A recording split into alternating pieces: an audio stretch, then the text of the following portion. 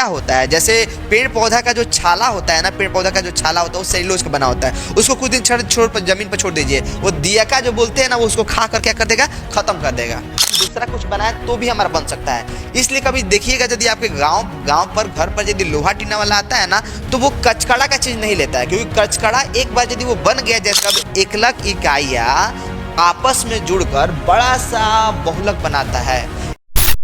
तो कैसे हमारे प्रिय दोस्तों, आप लोगों का स्वागत है आशीष पब्लिकेशन के इस यूट्यूब के सीरीज में, जहां पर हम लोग आप लोगों को बेहतर सा क्वेश्चन बैंक का वो महत्वपूर्ण ऑब्जेक्टिव करा रहे हैं, जो आप लोगों के लिए एग्जाम और व्यू से बेहद इंपॉर्टेंट है। ये जो किताब है वो आशीष पब्लिकेशन का है, और इसमें आप लोगों को जो क्वेश्चन जो दिया जा रहा है ना, वो आप लोगों के लिए बेहद इंपॉर्टेंट होने वाला है। इसलिए आप जब क्वेश्चन को तसब्बुर के साथ यदि अच्छा से प्रैक्टिस करके करते हैं ना, तो आप जब एग्जाम में जाएंगे तो देखिएगा कि वही सवाल पूछा होगा। तो हम आपसे उम्मीद और पूरा विश्वास है ना कि आप लोग उस क्वेश्चन को प्रैक्टिस करेंगे और बार बार इसका रिवीजन करेंगे। और देखिएगा, आप कोई भी किताब उठा लेते हैं ना, तो उसमें एक क्वेश्चन मैच ही करेगा, क्योंकि प्रीवियस ईयर क्वेश्चन है। और जब से क्वेश्चन डबल हुआ है ना, तो इसमें एग्जाम की आने की संभावना बहुत ज्यादा बढ़ गया है। आइए हम लोग देखते हैं इस सवाल पर। बोल रहा है कि कैप्रोलैक्टम किसका मोनोमर्स है, यानी आपको बताना है कि किसका यह मोनोमर्स है। मोनोमर्स मतलब एकलक। आखिर बताना ये किसका एकलक है। तो याद रखिएगा, जो कैप्रोलैक्टम जो होता है ना, वो हमारा किसका होता है, नाइलॉन 66 का। जब आप लोग क्वेश्चन बना रहे तो हो सकता है पहला क्वेश्चन टफ हो, लेकिन हम बोल रहे हैं ना कि अगला बार आसान आएगा। आप लोग एकदम पेशेंस के साथ बनाना है। बोल रहा है कि निम्नलिखित में से कौन संघनन बहुलक है। क्या आप लोग इसका जवाब बता सकते हैं। पहले संघनन बहुलक समझिए। संघनन बहुलक मतलब क्या होता है, जब समान प्रकार के एकलक इकाइयां मिलता है ना, तो उसको योगात्मक बहुलक बनता है। लेकिन असमान प्रकार के एकलक इकाइयां बनता है ना, तो उसको हम लोग बोलते हैं संघनन बहुलक। और वो जो होता है संघनन बहुलक नहीं है, इसमें बताना है संघनन बहुलक कौन नहीं है। तो PTFE इसका मतलब होता है पॉली टेट्रा फ्लोरोएथीन, जो उसको टेफ्लॉन का ये बहुलक होता है। ठीक है ना, ठीक है। तो इसका कहने का मतलब क्या है कि जो पॉली टेट्रा फ्लोरोएथीन है, ठीक है ना, तो फ्लोरोएथीन इसे मिला हुआ है, तो आखिर ये क्या है, तो ये हमारा योगात्मक बहुलक है। योगात्मक बहुलक क्यों, क्योंकि ये एक प्रकार के एकलक इकाइयां को बार बार दोहराने से क्या होता है, बना होता है। और एग्जाम्पल यदि पॉलीविनाइल क्लोराइड हो गया, पॉलीथीन हो गया, ये सब जो होता है ना, ये योगात्मक बहुलक होता है। लेकिन वही यदि बात कर ले डेक्रोन, नाइलॉन, ग्रिप्टिल, इसी सब तरीके से गिलफ्टल हो गया, ठीक है ना, तो इस तरह के जो भी होता है ना, वो सब हमारा क्या होता है, ये सब हमारा संघनन बहुलक होता है। फिर बोल रहा है कि निम्नलिखित में से कौन बायोडिग्रेडेबल बहुलक होता है। ये समझिए कि क्या होता है। जैसे क्या होता है, कुछ ऐसे भी बहुलक होते हैं जिसको जो जैविक जो छोटे छोटे जीवाणु होते हैं उसको अपघटित कर देते हैं, उसको खराब करके नष्ट कर देते हैं। जैसे मान लीजिए पेड़ का पत्ता है, तो पेड़ का पत्ता को यदि छोड़िएगा ना, तो कुछ दिन के बाद जो होता है ना, वो पेड़ का पत्ता अपने आप नष्ट हो जाता है। क्यों, क्योंकि वो सूक्ष्म जीवाणु उसको विघटित करके समाप्त कर देते हैं। तो वैसे बताना है कौन ऐसा है, तो सेल्यूलोज। ये सेल्यूलोज जो होता है ना, क्या होता है, जैसे पेड़ पौधा का जो छाला होता है ना, पेड़ पौधा का जो छाला होता है वो सेल्यूलोज का बना होता है। उसको कुछ दिन छोड़ पर जमीन पर छोड़ दीजिए, वो दियका जो बोलते हैं ना, वो उसको खा कर क्या कर देगा, खत्म कर देगा। तो यही होता है बायोडिग्रेडेबल, मतलब कि जो सूक्ष्म जीवाणुओं द्वारा अपघटित हो जाए, खत्म कर दिया जाए। फिर बोल रहा है कि नेचुरल रबर किसका बहुलक है। आपको बताना है कि नेचुरल रबर जो है ना, किसका बहुलक है, आपको बताना है यही। तो नेचुरल रबर जो होता है, यानी प्राकृतिक जो बहुलक होता है, वो हमारा किसका होता है, तो हमारा आइसोप्रीन का बहुलक होता है। किसका, आइसोप्रीन। आपसे स्टार क्वेश्चन पूछता है ना, कौन प्राकृतिक बहुलक, कौन प्राकृतिक रबर है, ये आइसोप्रीन। आइसो से याद रखेंगे आइसक्रीम, क्योंकि आइसोप्रीन एक नियोप्रीन भी होता है। तो नियोप्रीन जो होता है मानव के द्वारा बनाया जाता है, और आइसो से याद रखेगा आइस में बर्फ जो होता है भगवान बनाते हैं। ट्रिक्स यहां से हम लोग याद रखेंगे, नेचुरल प्राकृतिक, ये ट्रिक याद रखेंगे। फिर बोल रहा है पॉलीथीन एक बहुलक है। पॉलीथीन किसका बहुलक है, देखिए ये हमारा एथीन का बहुलक है। बोले कि एथीन कैसा, तो जैसे CH2 डबल बॉन्ड CH2 होता है, ठीक है, ऐसा। और ये जब होता है ना, जब बहुत सारा मिलता है ना, तो इसमें से ऐसा हो जाता है CH2 सिंगल बॉन्ड CH2 और एक ऐसा हाथ, ताकि इसके जैसा और बहुत सारे अणु एक दूसरे के साथ इकट्ठा हो जाए। तो ये हमारा एथीन है। लेकिन यदि एथीन बहुत सारा यदि मिलेगा, तो उसके लिए उसको बॉन्ड चाहिए, ताकि कैसे जोड़ेगा, क्योंकि कार्बन का 4 हाथ तो भर चुका है, 2 बॉन्ड में 2 हाइड्रोजन के पास। बोले कि कोई आएगा तो कहाँ रखिएगा जी, तो बोले कि हमारे हाथवा पर रख दीजिएगा, साइड में किनारे किए हैं, तो ऐसा कीजिएगा तो ना रखेंगे। यानी पॉलीथीन किसका बहुलक है, तो हमारा क्या होता है, एथीन का। किसका होता है, एथीन का, ठीक है ना, इथेन नहीं, एथीन का होता है। फिर नेक्स्ट बोल रहा है कि ब्यूना N तथा ब्यूना S क्या है, ब्यूना एन और बीना एस क्या है, ये रबर है। लेकिन कौन सा रबर, संश्लेषित रबर। कैसा रबर, जो मानव के द्वारा बनाया जाता है।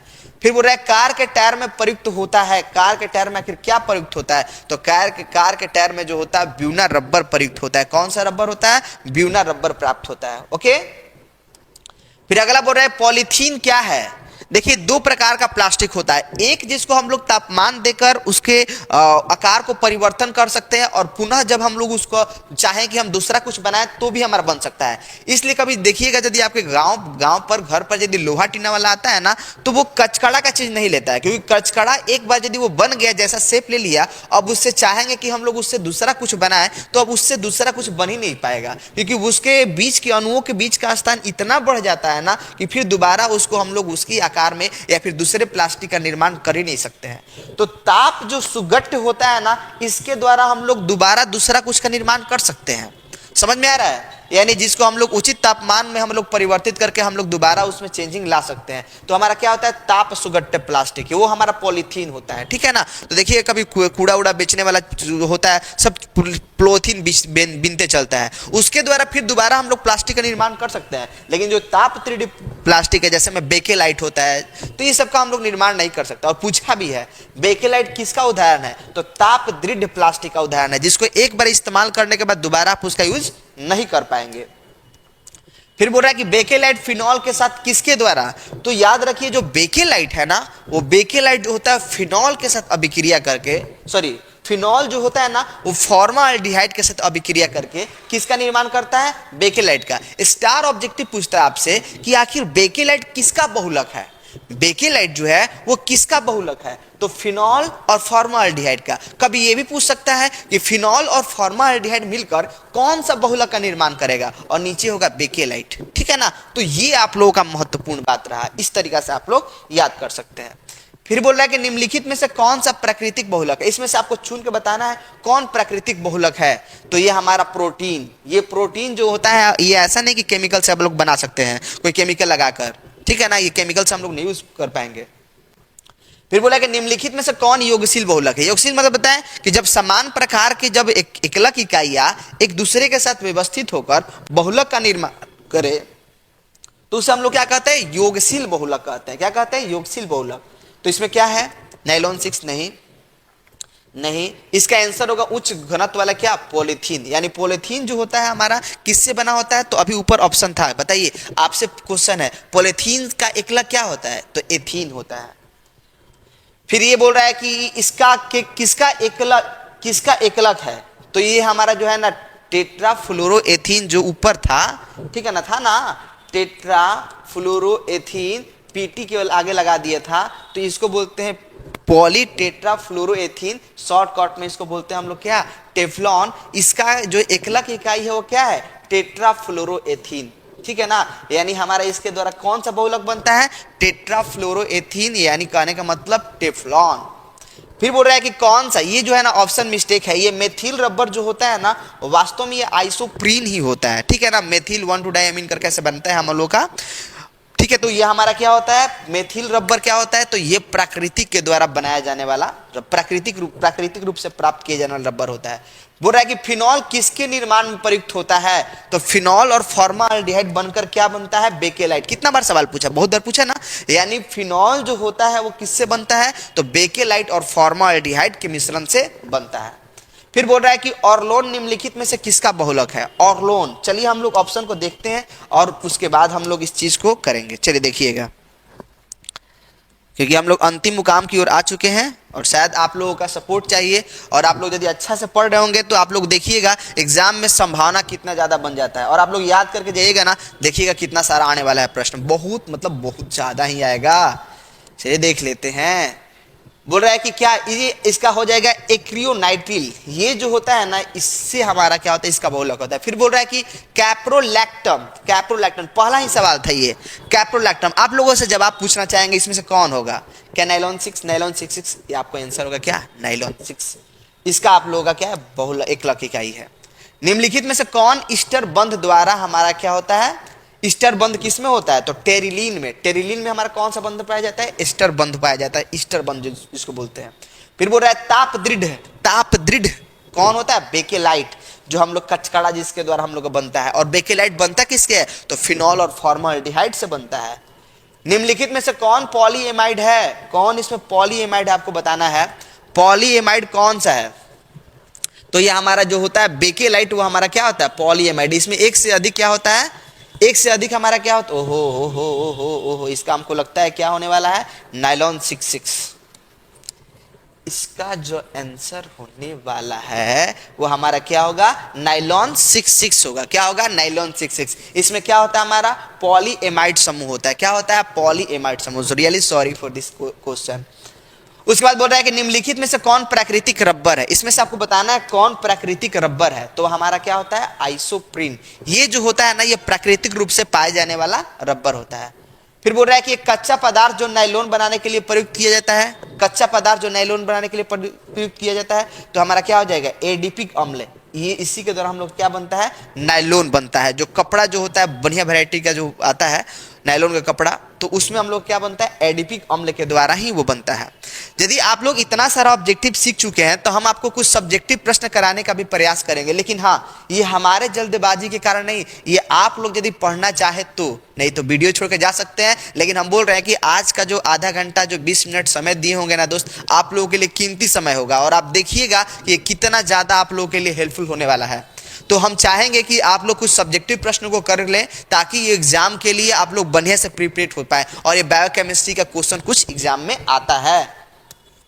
देखिए, बोल रहा है कि इसमें से आपको बताना है कि मोनोमर्स का नाम लिखना है। आखिर नाइलॉन 6 का मोनोमर्स, ये ऑब्जेक्टिव पूछा था ना, आपसे पूछ रहे हैं, नाइलॉन 6 का पूछा था ना, इसका क्या होता है, कैप्रोलैक्टम होता है। कैसे याद करेंगे, नाइलॉन, नहीं नहाना, कोई नहीं नहाया है, क्यों नहीं नहाया है, क्यों, कहां से नहीं नहाया है, कपार पर से। ठंडा के दिन में कोई कपार पर से नहीं नहाया है, ऐसा नाइलॉन नहीं नहाया है कोई, कपार पर से नहीं नहाया है। ये सब ट्रिक लगाएं। फिर बोल रहा है कि ब्यूना एस का जो है ना, ब्यूना एस का एकलक क्या होता है, तो 1,2 ब्यूटाडीन और स्टाइरिन होता है। इसका भी कुछ ट्रिक लगा सकते हैं, ठीक है ना। ब्यूना मतलब बौना सा, ठीक है ना, और कैसा है, क्योंकि इडीन है, कोई स्टाइल मार रहा है, ऐसा कुछ ट्रिक लगा सकते हैं और याद कर सकते हैं। तो ये आप लोग का प्रैक्टिस होगा। बोल रहा है कि संश्लेषित रबर क्या होगा। संश्लेषित रबर का तो बहुत सारे एग्जाम्पल है, नियोप्रीन भी है, फिर ब्यूना एन है, ब्यूना एस भी है। तो संश्लेषित रबर का आंसर क्या हो जाएगा, नियोप्रीन। और संघनन बहुलक, संघनन बहुलक मतलब एक से अधिक इकाइयां जो मिलकर बना होता है, एक से अधिक एकलक इकाइयां होता है। जैसे नाइलॉन 66, इसमें एक एकलक इकाइयां नहीं बार बार पुनरावृत्ति करती है, इसमें अलग अलग प्रकार के एकलक इकाइयां जुड़ी होती है, वो हमारा क्या है, नाइलॉन 66। फिर बोल रहा है बहुलीकरण क्या है, जब छोटा सा कोई, जब एकलक इकाइयां आपस में जुड़कर बड़ा सा बहुलक बनाता है, यानी जब छोटे छोटे इकाइयां मिलकर बड़ा सा अणु निर्माण करता है, उसी को हम लोग क्या बोलते हैं, बहुलीकरण। यानी जिस प्रक्रिया द्वारा एकलक इकाइयां आपस में इकट्ठा होकर जुड़कर, आपस में जुड़कर बहुलक का निर्माण करता है, इस प्रक्रिया को क्या कहते हैं, बहुलक कहते हैं, बहुलीकरण कहते हैं। और ये दो प्रकार का होता है, एक होता है आपका योगात्मक बहुलक और दूसरा होता है संघनन बहुलक। योगात्मक बहुलक में क्या होता है कि जब समान प्रकार के अणु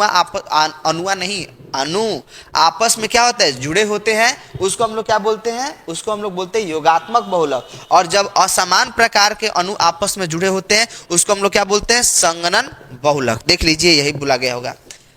बोल रहा है कि रासायनिक अभिक्रिया जिसमें से एकलकों एवं बहुलकों का निर्माण, एकलकों द्वारा, एकलकों मतलब एकलक इकाइयां मिलकर बहुलक का निर्माण करते हैं, उसको हम लोग क्या बोलते हैं, बहुलक। और बोल रहा है कि द्विक या हो सकता है डबल बॉन्ड या फिर हो सकता है ट्रिपल बॉन्ड के एकलक द्वारा लगातार, यानी एक ही प्रकार के एकलक लगातार द्वारा, मतलब एक ही प्रकार का जब चीज हो रहा है, उसी के योग से, उसी के जोड़ से बने बहुलक को हम लोग क्या बोलते हैं, युगात्मक बहुलक बोलते हैं। फिर बोला कि संघनन बहुलक क्या है, तो जब दो समान प्रकार के छोटे छोटे अणु आपस में एक दूसरे के साथ संगनित होते हैं, इसको हम लोग क्या बोलते हैं, संघनन बहुलक बोलते हैं। क्या बोलते हैं, संघनन बहुलक बोलते हैं। आइए फिर हम लोग आगे चलते हैं, शायद कुछ होगा तो चलिए देख लेते हैं।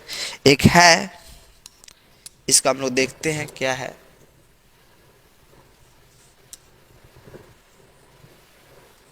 इसका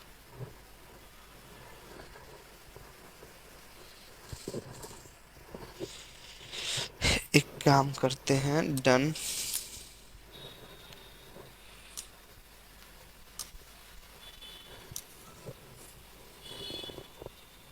ऐसा हो जाओ ताकि हम इसको ऐसा कर दें। थोड़ा सा हम चाहेंगे कि आप लोग पेशेंस बना के रखें क्योंकि चीजें, चलिए देखिए इसमें से आप लोगों से पहला सवाल बोल रहा है ना, पहला थोड़ा सा टेढ़ा है और टेढ़ा ही नहीं बहुत ज्यादा ही टेढ़ा हो गया, सॉरी दोस्त सॉरी, बस केवल थोड़ा सा क्वेश्चन है उसके बाद आप लोगों का आसान हो जाएगा। बोल रहा है कि इसमें से बेकेलाइट और पीवीसी बनने से कौन सा प्रारंभिक रसायन प्रयुक्त होता है, ठीक है ना। तो बेकेलाइट बनाने के लिए कौन सा, फिनॉल और फॉर्माल्डिहाइड, और पीवीसी बनाने के लिए हमारे से गलती हो गया मिथाइल क्लोराइड, यहाँ पर क्या होगा विनाइल क्लोराइड। चलिए यही क्वेश्चन था बस। उसके बाद बोल रहा है कि संश्लेषित रबर का 2 उदाहरण दे जो इंसान बनाता है, तो आपका नियोप्रीन होगा, ब्यूना एन हो गया, ब्यूना एस हो गया। फिर बोल रहा है कि निम्नलिखित में से प्रत्येक का एक एक उदाहरण देना है। संश्लेषित रबर का तो ब्यूना एन हो गया, ब्यूना एस हो गया, नियोप्रीन हो गया। संगनन बहुलक का आपको उदाहरण बताना है। संगनन बहुलक यानी जब असमान प्रकार के अणु आपस में क्या होती है, जुड़ी होती है, उसी को हम लोग क्या बोलते हैं, संगनन बहुलक बोलते हैं, ठीक है। तो आपका एग्जाम्पल जो हो जाएगा क्या हो जाएगा, पॉलीमर्स हो जाएगा। तो पॉलीमर्स में कौन सा हो जाएगा, तो नाइलॉन 6 हो गया। तो ये सब क्या होता है, संगनन बहुलक, जिसमें अलग अलग प्रकार की इकाइयां मिलती है, ठीक है। फिर बोल रहा है कि अतिरिक्त पॉलीमर के एग्जांपल दीजिए, तो पीवीसी पॉलीविनाइल क्लोराइड। फिर बोल रहा है कि थर्मो प्लास्टिक और थर्मोसेटिंग बहुलक में क्या अंतर है, तो हमने आपको बताया था ना, देखिए क्या लिखा है कि जब एक बार हम लोग उसका यूज करें फिर दोबारा उसका यूज किया जा सकता है, उसको हम लोग क्या बोलते हैं, थर्मोप्लास्टिक। और थर्मोसेटिंग प्लास्टिक क्या होता है ना, जिसमें हम लोग एक बार उसको यूज करने के बाद दोबारा उसका यूज कर ही नहीं सकते, क्योंकि उसको इतना ज्यादा टेम्परेचर पर किया जाता है ना कि उसके अणुओं के बीच का स्थान बढ़ जाता है। देखिए क्या बोल रहा है, बोल रहा है क्या, थर्मोप्लास्टिक क्या बोल रहा है कि यह एक रेखीय एवं किंचित शाखित लंबी श्रृंखला का अणु होता है जो बार बार गर्म करने पर मुलायम हो जाते हैं। मृदुल मतलब मुलायम हो जाते हैं, हम ठंडा करने पर कठोर हो जाते हैं। यानी इसको गर्म करेंगे तो मुलायम होगा, फिर ठंडा करेंगे कठोर हो जाएगा, ठीक है। कठोर हो सकने में समर्थ है, यानी इसका बार बार यूज किया जा सकता है।